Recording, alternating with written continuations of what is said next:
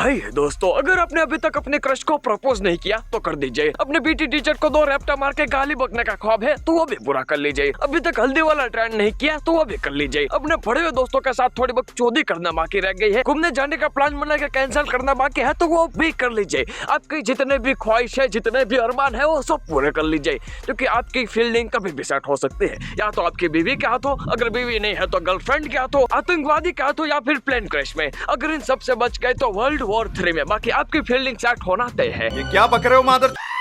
और मैं कोई यमराज के मौसी का लड़का नहीं हूँ, मेरी भी फील्डिंग कभी भी सेट हो सकती है। अरे मेरी तो छोड़ो, डोनाल्ड ट्रम्प की भी फील्डिंग सेट हो चुकी है। तो आइए हम सबकी फील्डिंग सेट करने वालों की मिल के बजाते हैं।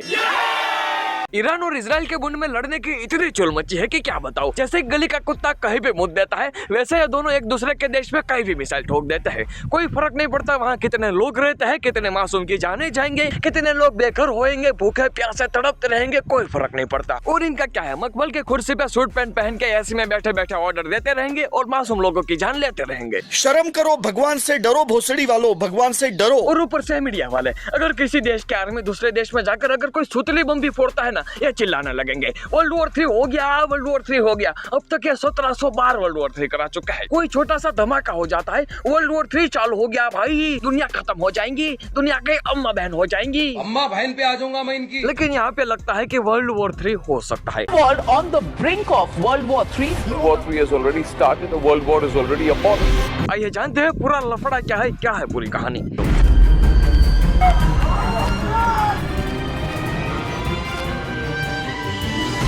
हुआ कुछ ईरान ने इजराइल को उंगली की, मतलब उस पे अटैक किया ये बोल के कि भाई ये तो परमाणु वेपन्स बना रहा था इसलिए हमने अटैक किया। ईरान बोला अच्छा बेटा अब तू देख मैं क्या करता हूँ। अब तू गया बेटा, अब तू गया, देख तेरी औकात मैं दिखाता हूँ तुझे। ईरान ने इजराइल पे लगातार 9 दिनों तक मिसाइल छोड़ी, इजराइल के बुंड फट गई, और फिर उसने अमेरिका से मदद मांगी। अब्बू बचा लीजिए, ये बुंड फाड़ देगा, बड़े खतरनाक लोग हैं। अमेरिका ने बोला डोंट वरी बेटा, अब्बू इज कमिंग। अमेरिका ने फुल चौड़ में ईरान के न्यूक्लियर प्लांट पे हमला कर दिया।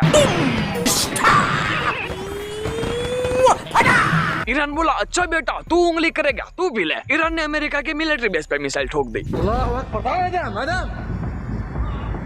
डोनाल्ड ट्रम्प ने बोला ओके ठीक है तुमने मार लिया, पड़ास निकाल ली, अब आओ समाधान करते हैं, शांति की बात करते हैं। रात भर इन्होंने बैठ के शांति की बात करी। सुबह डोनाल्ड ट्रम्प ने ट्वीट किया भाई तुम्हारे भाई ने फुल्ली लड़ाई रुकवा दी, सीज फायर लगवा दिया, अब तो भाईचारा ऑन टॉप होगा। सुबह 7 बजे से इजराइल में सीज फायर लग जाएगा और 12 घंटों के अंदर अंदर ईरान में भी सीज फायर लग जाएगा। लेकिन इनकी बातों में किसी ने यकीन ही नहीं किया। गजब बेइज्जती है। ईरान की मीडिया कहते हैं नहीं कोई समाधान नहीं हुआ है, कोई भाईचारा नहीं होगा, अब तो युद्ध होगा, मिसाइलें चलेगी, मिसाइलें, लाशें बिछा देंगे, लाशें। अच्छा बड़वा। लेकिन कुछ घंटों बाद ईरान के फॉरेन मिनिस्टर ने ट्वीट किया कि भाई अगर इजराइल युद्ध रोक दे, आगे कोई अटैक ना करे तो हम सीज फायर लगाने के बारे में सोच सकते हैं। लेकिन इस दावे के कुछ ही समय बाद इजराइल के एयर डिफेंस सिस्टम ने रिपोर्ट दिया कि भाई ईरान के थ्रू कई मिसाइल इजराइल पे छोड़ी गई है। फिर से डोनाल्ड ट्रम्प ने ट्वीट किया ठीक है तुमने मार लिया, अब कोई एक दूसरे को उंगली नहीं करेगा, अब कोई लड़ाई झगड़ा नहीं होगा, लड़ाई माफ करो, यही चो कुत्ते के टट्टी साफ करो यार।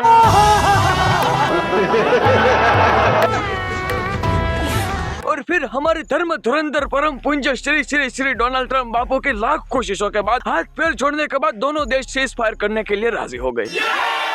हमारे श्री श्री श्री डोनाल्ड ट्रम्प बापू की असीम कृपा से वर्ल्ड वॉर 3 होते होते रह गया, ऐसा उन्हें लगता है। बाकी युद्ध के दौरान दोनों देशों ने अपनी मनमानी ही की है। डोनाल्ड ट्रम्प स्कूल का वो बच्चा है जिसे स्कूल की हर एक लड़ाई में टांग अड़ानी है, उसे लड़ाई भी करनी है, लड़ाई सॉल्व भी करनी है, और उसकी कोई सुनता भी नहीं है। लेकिन उसे क्रेडिट तो फुल चाहिए कि भाई तेरा भाई ने लड़ाई रुकवा दी, सारे जहां में सिर्फ तेरे भाई की चलती है।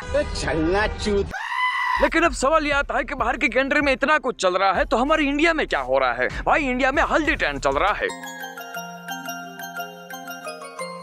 पूरे वर्ल्ड में वर्ल्ड वॉर 3 का माहौल है, इतनी सीरियस सिचुएशन है। लेकिन इंडिया में रात को 3 बजे टॉर्च के ऊपर पानी का ग्लास रख के उसमें हल्दी मिला के रीले बनाते हैं। बेटा बकचोदी करते हुए किसी ने देख लिया ना, काला जादू समझ के इतने रैपट लगाएंगे बेटा जिंदगी में रीले बनाना भूल जाएगा। अब एक बारी मजाक को साइड में रख के ये देखा जाए कि इस वॉर का नतीजा क्या आया। मैं ये बात नहीं कर रहा हूँ कि कौन जीता कौन हारा, मैं बात कर रहा हूँ उन मासूम लोगों के जिन्होंने इस वॉर में अपनी जान गंवाई। मैं बात कर रहा हूँ उन मासूम बच्चों के जिन्होंने अपने माँ बाप खोए। मैं बात कर रहा हूँ उन लोगों के जिन्होंने इस वॉर में अपना घर बार खो दिया। चलो माना कि शायद ये युद्ध लोगों की भलाई के लिए हो, लेकिन ये कौन सी भलाई है कि जिसमें बेकसूर लोगों की ही जान ली जाए? किसने दिया इनको मासूम लोगों को मारने का हक? क्या एक आम इंसान की जान की कीमत इतनी सस्ते है? क्या इतने सारे लोगों को मारने का मतलब इनको कोई सजा नहीं मिलेगी?